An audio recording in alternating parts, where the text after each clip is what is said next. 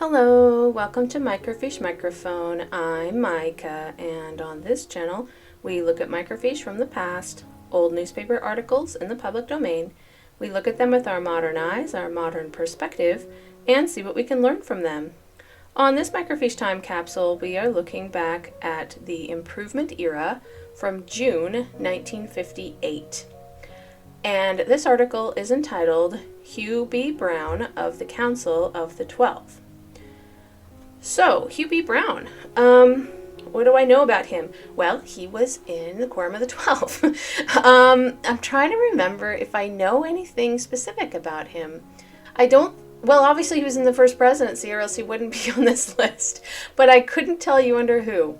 David O. McKay, maybe? Just a guess, throwing out there, in the ether. Hugh B. Brown, I associate him slightly with, Europe, and I'm not sure why. If I remember correctly, I believe his middle name was actually Brown, like Hugh Brown. Is that right?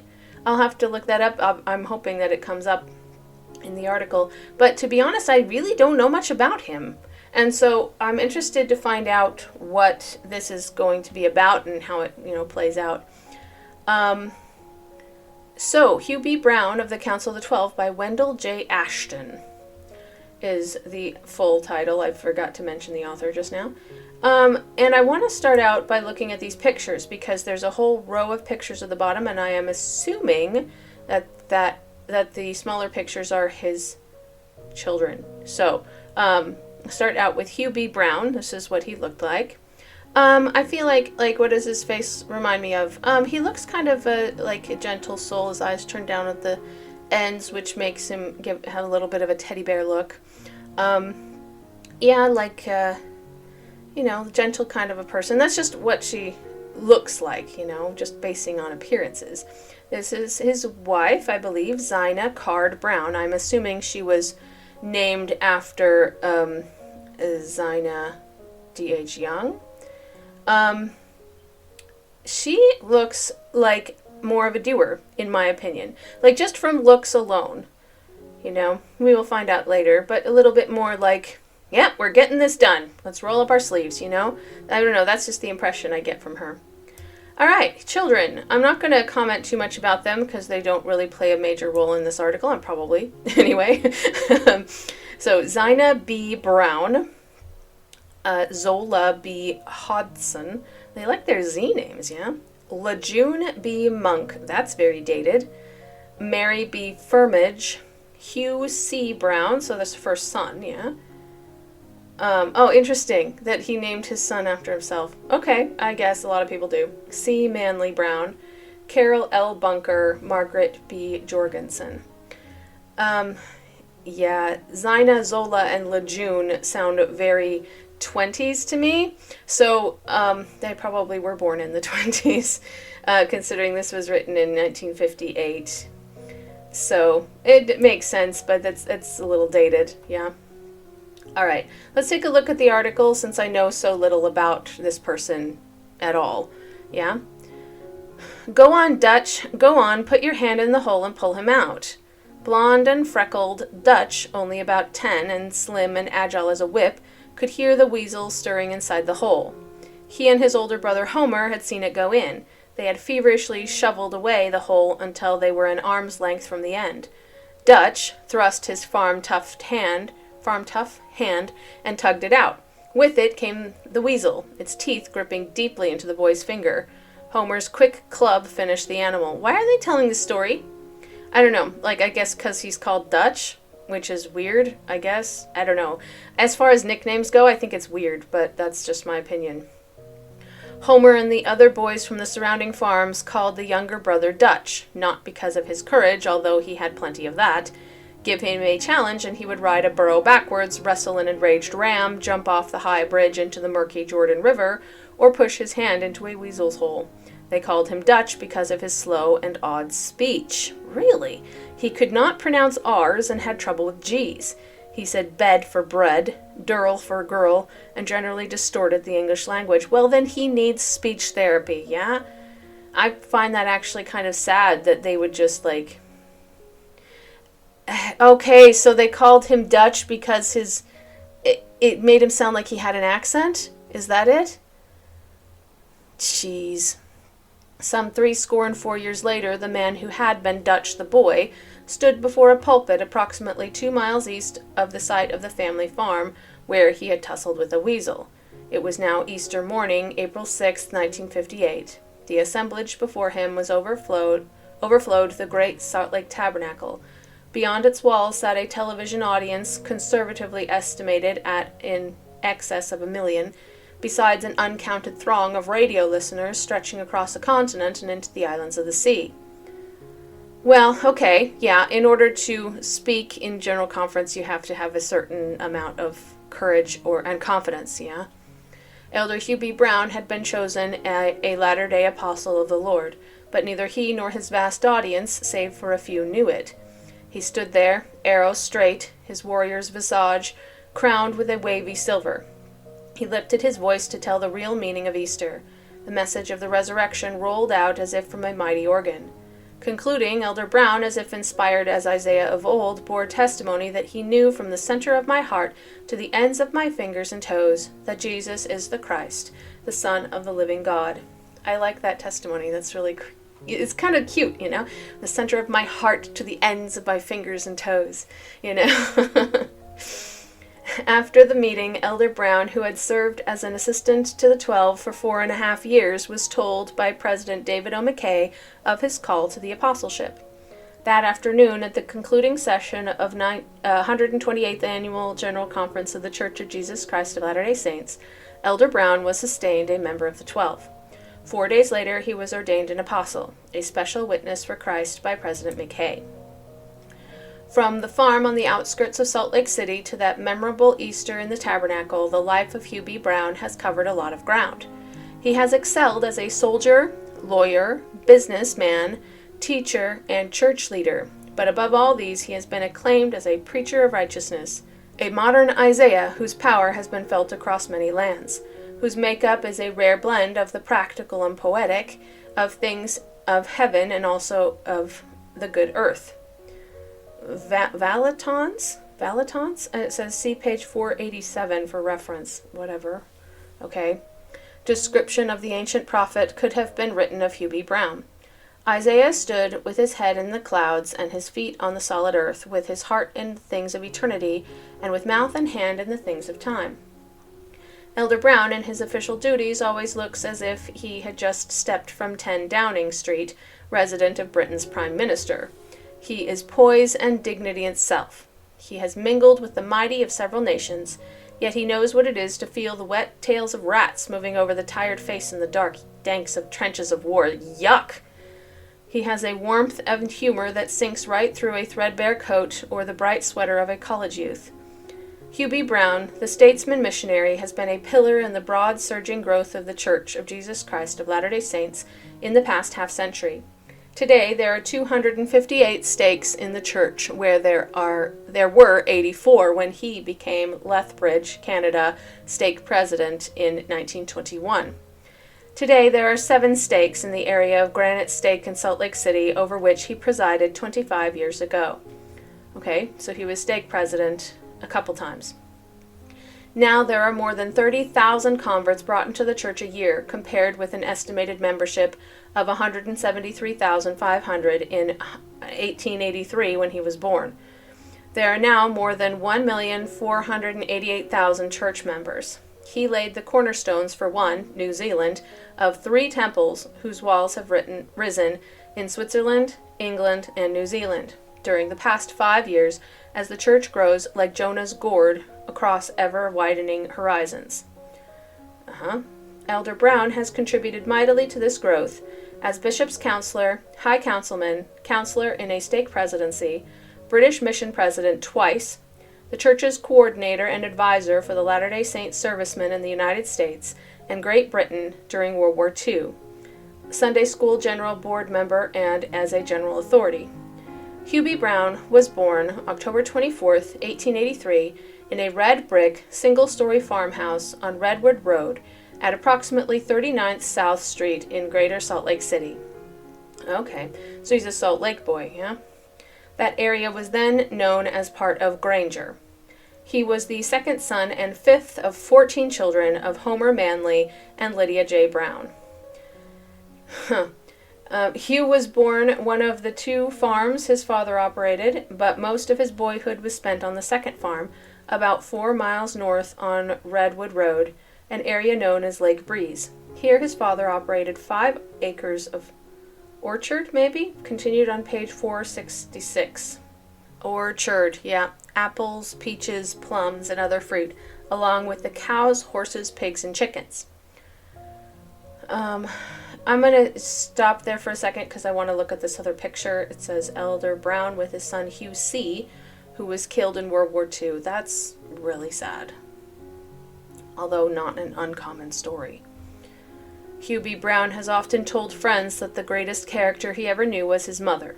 Tall and slender, with brown hair and blue eyes, an able executive and a devout Latter-day Saint. Her name was Brown before she was married. She was a daughter of James S. Brown, who had marched with the Mormon Battalion, and who had been on the scene when gold was discovered near Sutter's Mill in California. James Brown also had a reputation as a speaker. Lydia Brown, despite the heavy chores with 14 children of her own, liked to take each child alone on occasions for a chat. "The Lord has chosen you to be one of his servants," she would tell Hugh. "I expect big things from you. Now behave yourself." Hugh Brown, the barefoot boy in the salt grass near Salt Lake Valley's Jordan River, never forgot those words. His mother never used the switch on him. When he erred, she would say, "Hugh, I'm surprised at you. I'm disappointed," and the boy would go off and cry as if hit by a stick. When Hugh was 14, his father and elder brother journeyed to Western Canada. They were gone 2 years, establishing a farm on the rolling plains near the towering Rockies in Alberta. Latter-day Saints had begun colonizing the area about a decade before. Meanwhile, young Hugh, his mother, and his younger brothers managed the family and farm in Salt Lake Valley. When Hugh was 16, the family joined his father in Canada on a 1,000-acre farm at Spring Coulee, 15 miles east of Cardston on the road to Lethbridge. Here, the Browns' 14th child was born. All lived to maturity. That's quite unusual at the time. The Browns moved to Cardston 2 years later. Hugh's father there bought an unfinished house foundation and over it built a 10-room home of frame and stone. That's impressive. Like, that's a big job, yeah? A wedding reception was held in the Brown home one day. On the program was a 13-year-old girl with golden ringlets that reached below her waist. Her fair skin was as pretty and smooth as the petals on the bride's gardenia. Her name was Zina Young Card, and she coyly gave a reading. Hugh then told his mother a secret. "Someday, I'm going to marry that girl." Hang on, how old was he? 16, 17? And then she was 13? Yeah, okay. It's not that weird, but it's a bit weird. Like 13. But yeah, I know that a lot of girls can be done growing at that point and be also basically done with puberty. Just have some mental development left to go. So it is possible that she had more of a woman's body than she did a child's. So, I don't know. Like, you can kind of forgive it mostly from the times, but it's like, do you have to do that? When was this? Like, late 19th century, yeah? That's a bit late to be, like, eyeing a 13-year-old, I'm just saying. Yeah. Anyways, I'm moving on. When Hugh returned from his mission to Great Britain several years later, the girl with the ringlets had moved to Salt Lake City. Further, she was serious with another fellow. She's dating someone else, dude. Hugh Brown made 3 trips to Utah. First, to tell her my intentions. Second, to convince her. And third, to marry her. Are you serious? Okay, I guess you gotta shoot your shot, but like... okay, I guess it worked, but geez. He did on June 17th, 1908 in the Salt Lake Temple. Like, it's not the choice I would have made, but obviously I'm not her, so... You know, interesting. President Joseph F. Smith performed the ceremony. On the journey from Canada to the ceremony, he was almost drowned while swimming a horse across the swollen St. Mary's River near Cardston. Well, don't do that. That's silly. Okay, I get it. You have to get over the river somehow, and I'm guessing there wasn't a bridge. Zina Card Brown is a granddaughter of Brigham Young. I thought so. Okay, so she is related to Zina D.H. Young, yeah? Probably. Her father, Charles Ora Card, drove an ox team across the plains and was the pioneering father of the Mormon colonies in Western Canada. Zina's mother, Zina Young Card, mothered the Saints colony in Alberta. It's a very weird phrasing. Mothered the Saints colony. Yeah. She was a woman of culture and kindness in whose home church authorities and national leaders in business and government were entertained. Through all his trials and triumph, Hugh B. Brown has found Zina loyally at his side. That's good.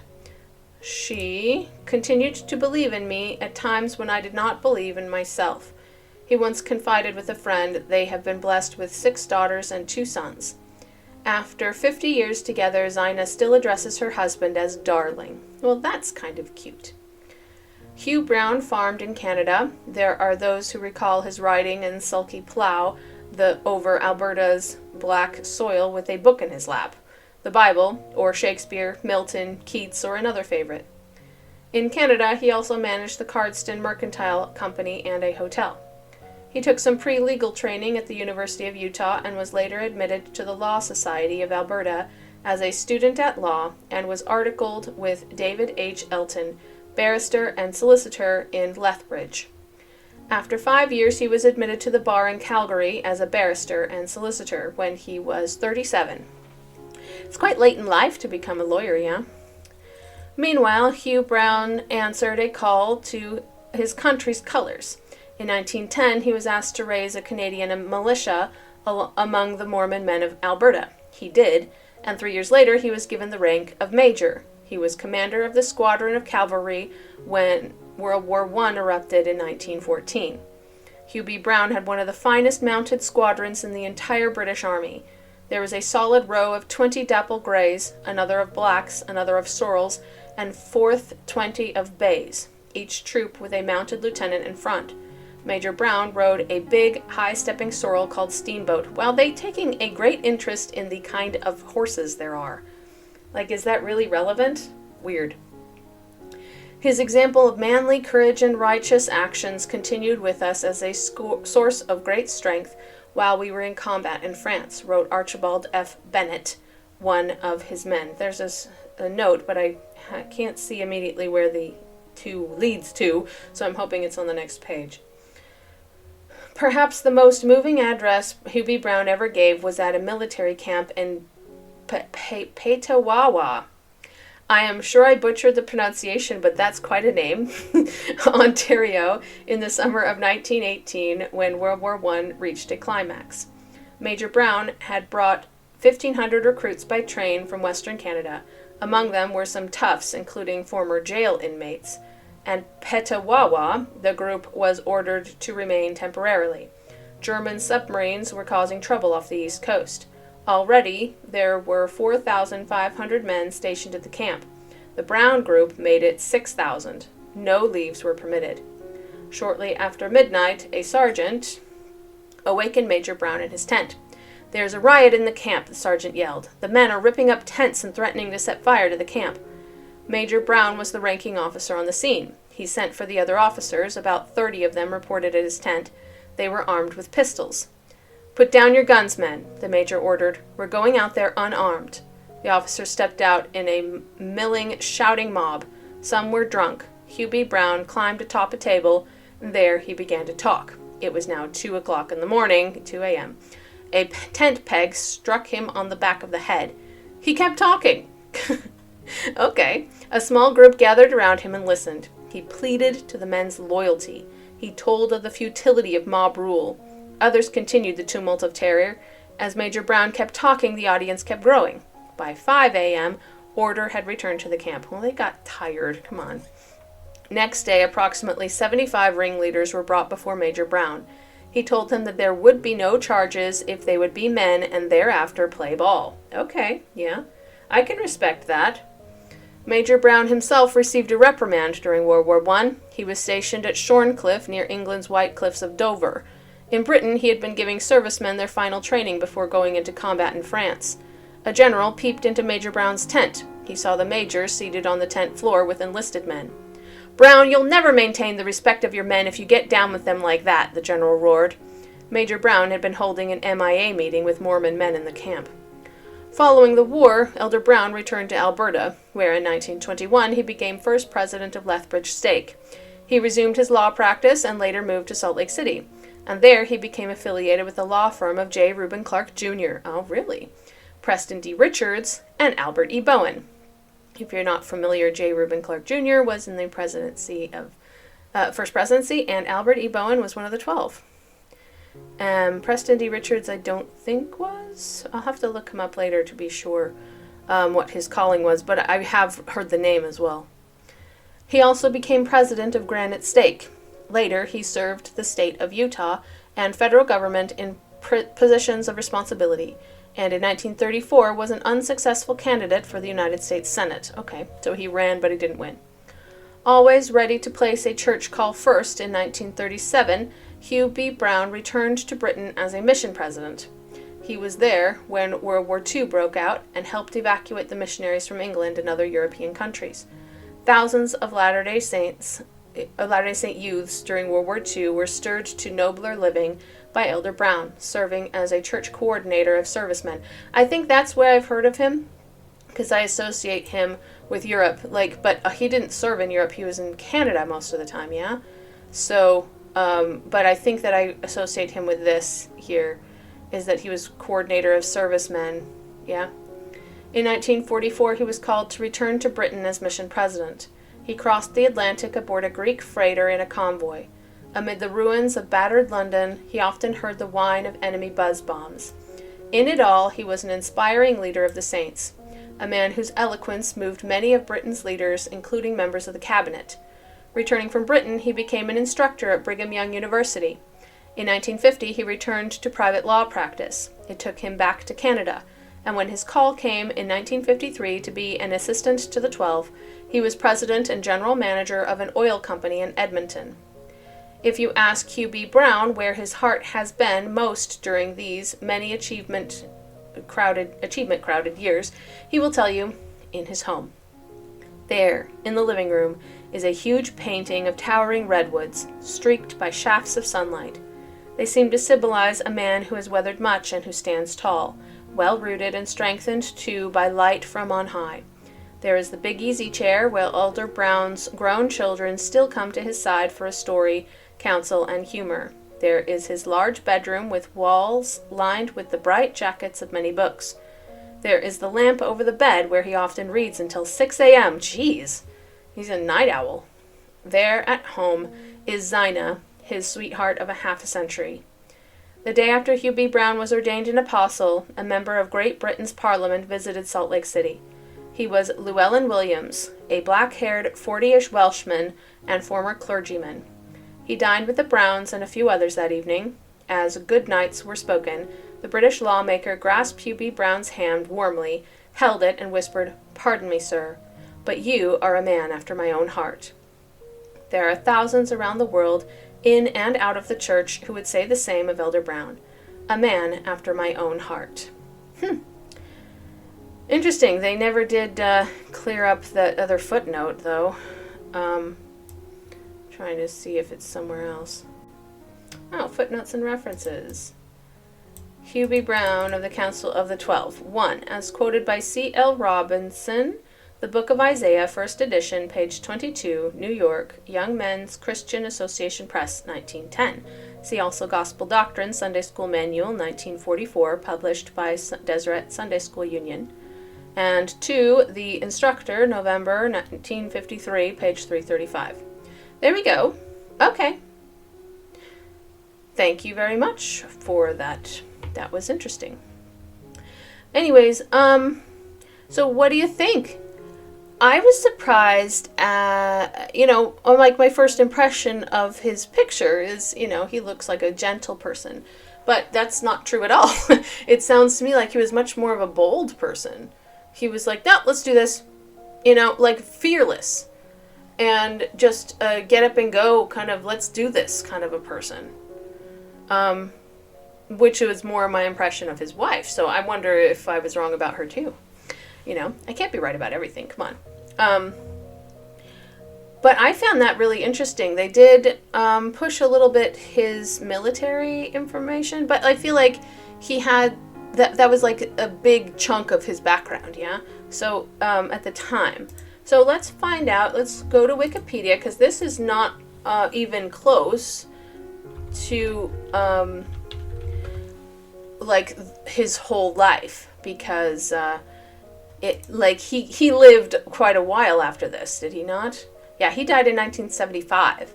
So this was in 1958. So he still had more than 20 years left of his life, and then a lot of the things that he did were after this.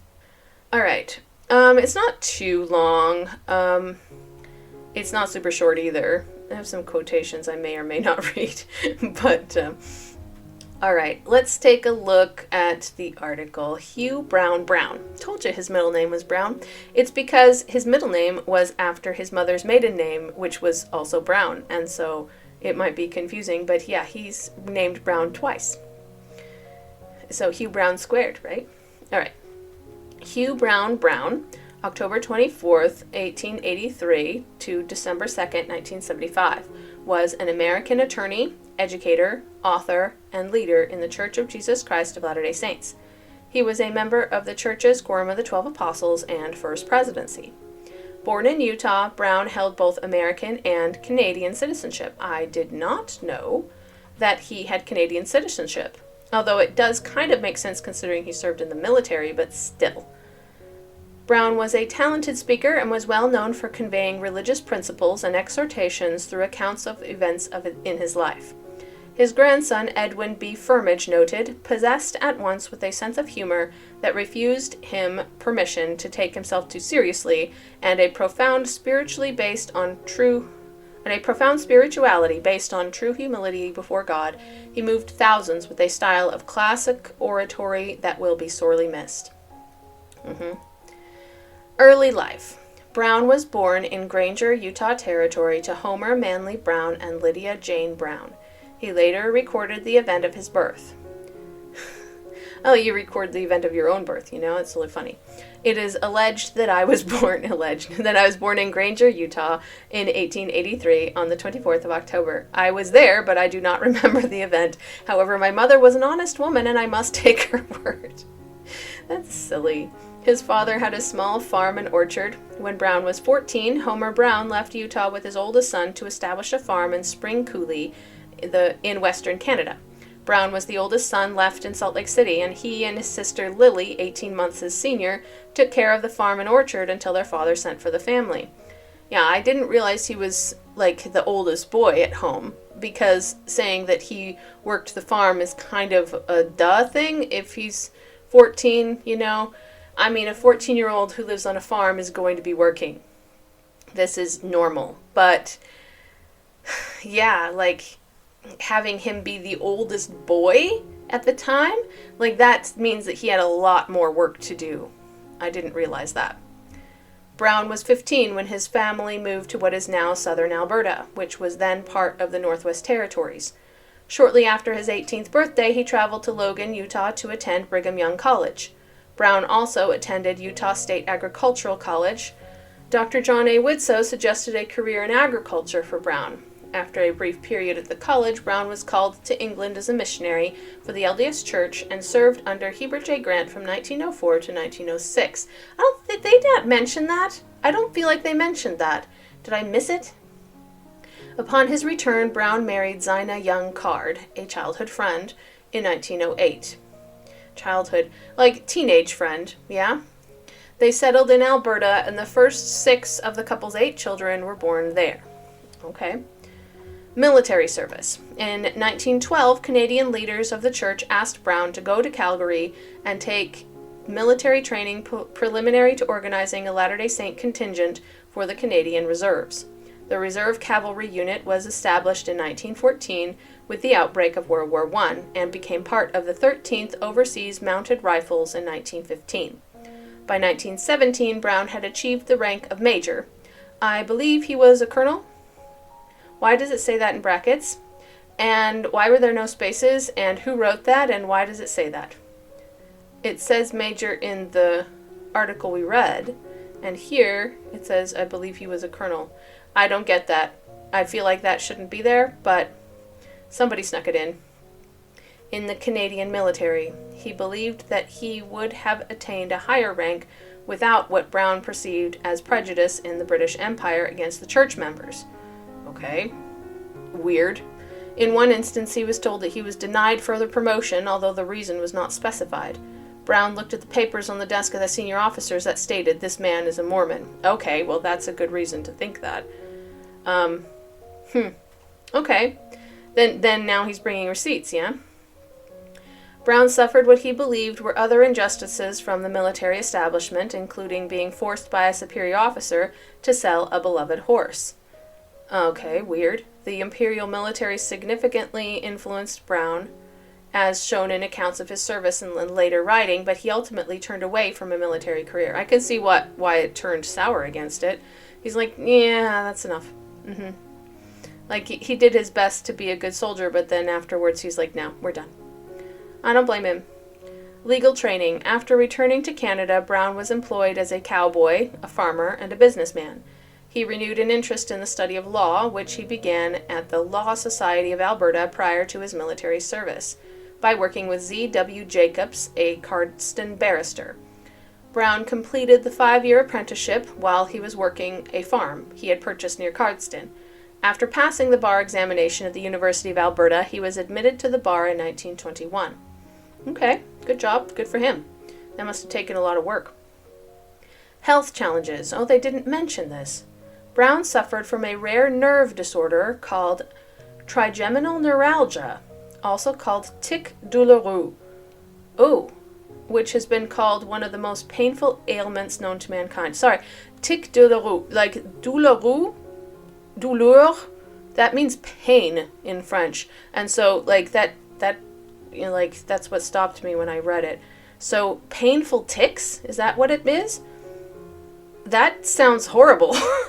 Ew. I'm so sorry. He had the condition attacks intermittently for about 20 years of his life, from 1926.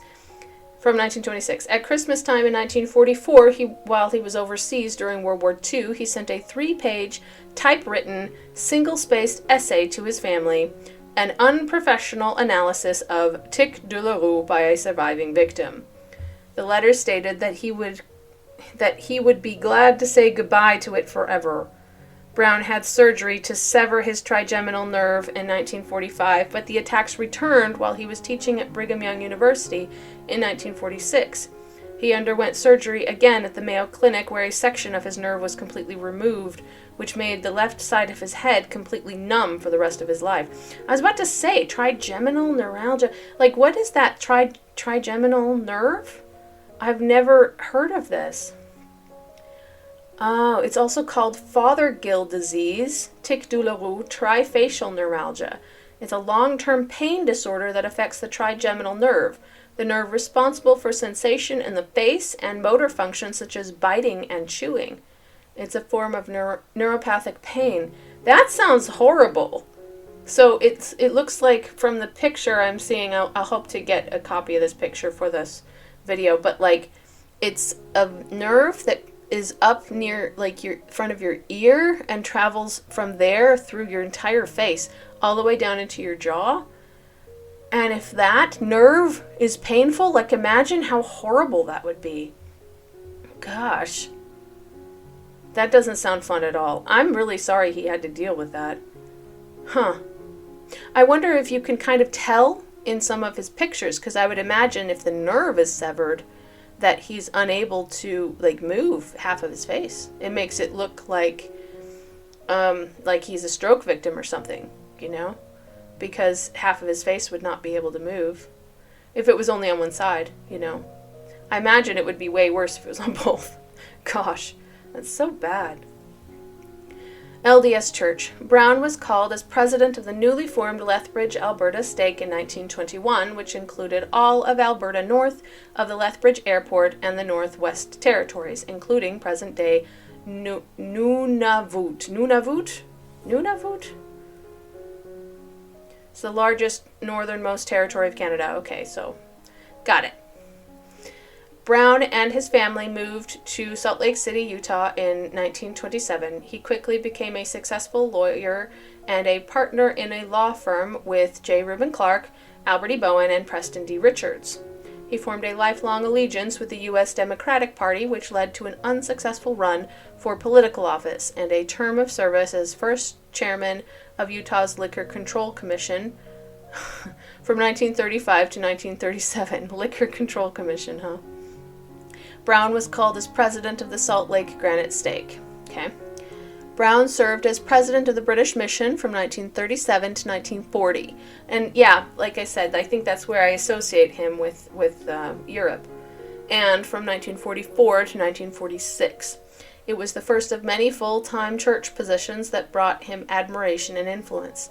As LDS Servicemen's Coordinator from 1941 to 1945, Brown traveled extensively in North America and Western Europe as de facto chief chaplain for the thousands of Latter-day Saints in American, British, and Commonwealth uniforms. Anecdotes born of that experience punctuated his sermons and writings thereafter. Brown worked as a professor of religion at BYU from 1946 to 1950 and also served as the school's coordinator of veteran affairs. He then worked as a senior employee with an Alberta oil prospecting firm from 1949 to 1953. Of his time in Alberta, he later wrote, "In October 1953, I was up in the Canadian Rockies supervising the drilling of an oil well. Although my family were in good health and good spirits and I was making good money, I was deeply depressed and worried. Early one morning, I went up into the mountains and talked with the Lord in prayer. I told him that although it looked like I was going to become wealthy as a result of my oil ventures, if in his wisdom it would not be good for me or my family, I hoped he would put an end to it." That prayer preceded his call as an assistant to the Quorum of the 12 Apostles in 1953. Wow! Brown remained in that full-time ecclesiastical position for 5 years until his call as a church apostle. That must have been directly before he was called. Like in October 1953?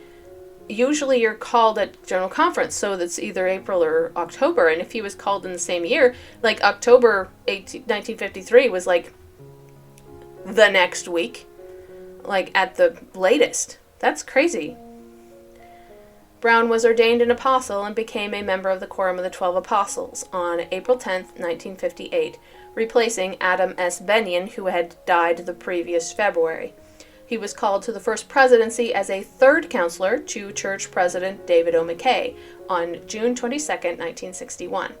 He was called as second counselor in the first presidency on October 12, 1961, upon the death of first counselor J. Reuben Clark. He was called as first counselor in 1963 to replace Henry D. Moyle, who had died. As an apostle and a member of the First Presidency, Brown favored rescinding the LDS Church's restriction on the people of black descent holding the priesthood. Oh, good for him. He expected that change to take place in 1969, but the move was reportedly blocked by Apostle Harold B. Lee. Okay, interesting. The change ultimately occurred in 1978, 3 years after Brown's death. Well, it's good to know that he wasn't racist. Like, that's really good that he advocated for people who were disadvantaged at the time. After McKay died on January 18, 1970, Brown was not retained as a counselor in the First Presidency by the new church president, Joseph Fielding Smith. Only once before in the 20th century had a new president of the church not called a surviving member of the previous First Presidency as a counselor. That was Rutger Clausen. Yeah, well, Rutger Clausen was only a counselor for like 2 weeks. Like, I know this story because I did a video on Rutger Clausen, and Rutger Clausen is one of the people that I find super fascinating. And, like, he was called as a counselor to Lorenzo Snow after George Buchanan died in 1900 or like 1901. And then Lorenzo Snow died like 2 weeks later after he called Rutger Clausen to be a member of the First Presidency. Now, Rutger Clausen was willing to serve, but he hadn't really served when Lorenzo Snow died, and then Joseph F. Smith became president of the church, and then he called his own counselors, and Rutger Clausen wasn't among them. But that's interesting that between Rutger Clausen and Hugh B. Brown. So at that point, we're the only ones who weren't retained. But, like, that's a thing, because today, Dieter F. Uchtdorf was a counselor in the first presidency under Thomas S. Monson. But he wasn't, and isn't, under Russell M. Nelson. It is the president's prerogative to choose his own counselors. Yeah? You don't have to keep the ones the previous president had. That's weird. Brown returned as a member of the Quorum of the 12 Apostles, where he remained until his death. Okay. Death. Brown died in Salt Lake City and was buried in Salt Lake City Cemetery. After Brown's death, David B. Haight was called to fill the vacancy in the Quorum of the 12. Okay. Family. Among Hugh B. Brown and Zina Card Brown's children was Hugh Card Brown. This son was killed while serving in the military during World War II. Yeah, they mentioned that in the article. Their daughter Zola was Rulon Jeff's first wife. After he wanted to start practicing plural marriage, Zola divorced him. Well, good for her. She's like, nope, we're not doing this. Well, I found that interesting, so I will go ahead and read his quotations. Here we go. Quotation.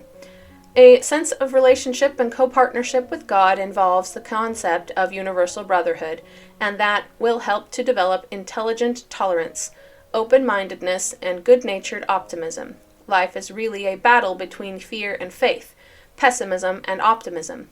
Fear and pessimism paralyze men with skepticism and futility. One must have a sense of humor to be an optimist in times like these. And you young women will need a sense of humor if you marry these young men and try to live with them. Golden Kimball once said in a conference, the Lord himself must like a joke or he wouldn't have made some of you people. Jeez. But your good humor must be real, not simulated. Let your smiles come from the heart and they will become contagious. You may see men on the street any day whose laugh is only a frozen grin with nothing in it but teeth. Men without humor tend to forget their source, lose sight of their goal, and with no lubrication in their mental crankshafts, they must drop out of the race. Lincoln said, good humor is the oxygen of the soul, and someone paraphrased, the surly bird catches the germ. Okay. Well, that's an interesting quote. Like, I don't know where he was going with that, but it seems slightly disjointed, you know, like, I don't know, it doesn't flow very well, but he obviously had a good sense of humor. We are grateful in the church and in this great university that the freedom, dignity, and integrity of the individual is basic in church doctrine as well as in democracy. Here we are free to think and express our opinions. Fear will not stifle thought, as in the case in some areas which have not yet emerged from the Dark Ages. God himself refuses to trammel man's free agency, even though its exercise sometimes teaches painful lessons. Both creative science and revealed religion find their fullest and truest expression in the climate of freedom. Okay. So, a big advocate of freedom. I like that, in democracy. I hope that you will develop the questing spirit. Be unafraid of new ideas, for they are stepping stones of progress. You will, of course, respect the opinions of others, but be unafraid to dissent if you are informed. I like that too. Now I have mentioned freedom to express your thoughts, but I caution you that your thoughts and expressions must meet competition in the marketplace of thought, and in that competition truth will emerge triumphant. Only error needs to fear freedom of expression. Seek truth in all fields, and in that search you will need at least 3 virtues: courage, zest, and modesty. The ancients put that thought in the form of a prayer. They said, from the cowardice that shrinks from new truth, from the laziness that is content with half-truth, from the arrogance that thinks it has all truth, O God of truth, deliver us. I wonder where that quote came from, but yeah, interesting. Has a few published works. Let's see. Oh, I've heard of some of these. The Abundant Life was his. Continuing the Quest. God is the Gardener and Profile of a Prophet. Mormonism. Purity is Power. Vision and Valor. You and Your Marriage.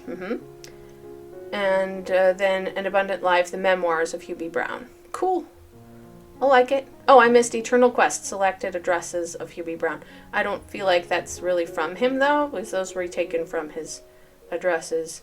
But it was written in 1956. That was before he was called into the Quorum of the 12. So that's interesting that somebody picked out like addresses of his. Like, I wonder where they got the notes, or did they take them themselves? I don't know. It's weird. Interesting. All right, I found that really fascinating. The third counselor thing is totally a thing, and it was a thing a couple of times. He wasn't the only third counselor in the presidency, first presidency. And then he was second, and then first, and then he was dropped from the first presidency because we had a new president, and he chose not to have him as his counselor. So for whatever reason, I don't think he necessarily had a specific reason. I don't know. Maybe he just preferred somebody else. That's all. I'm not going to stress about it. But I think that that it wasn't meant as a slight. I doubt that it was. So, yeah, I found that really fascinating. I also really liked that he was not racist, and that he did advocate for black people to hold the priesthood, which I think is awesome. So good for him. And he expected that to happen in 1969. Can you imagine if it had? Because 1969 was still in the middle of like the civil rights movement. It would have definitely sent a clear message, for sure. But I imagine that he was extremely disappointed when that didn't happen. Yeah, I very much admire this person. I feel like he was a hard worker. He understood doctrine really well. Like, most of what they were talking about him was positive. I don't see a whole lot of negative that he did in his life. We're not really privy to what he did as a lawyer, I guess, but barrister, I guess, technically. But other than that, I feel like in general it sounds like he had good business practices. It sounds like he was a devoted father, devoted husband and father, and just, really loved being a good person, but extremely active civically. And I really like that. So good for him. Good for him. And I really love also that he was at a crossroads in his life where he's like, dude, I'm making lots of money and I hate this. I hate what I do. Heavenly Father, I don't mind losing some of the money if I'm able to just be happy. And right after that, he was called as an assistant to the 12. And like, that is really cool. So that takes a lot of faith as well to look up and be like, you know what? I kind of hate my life. Can you please lead me to a better one?